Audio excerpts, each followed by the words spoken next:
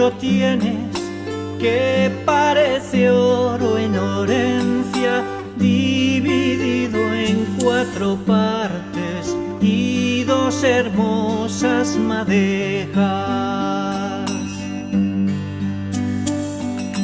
Tu frente ancha, espaciosa, muy bien arqueadas tus cejas, tus ojos son 2 luceros que relumbran como estrellas.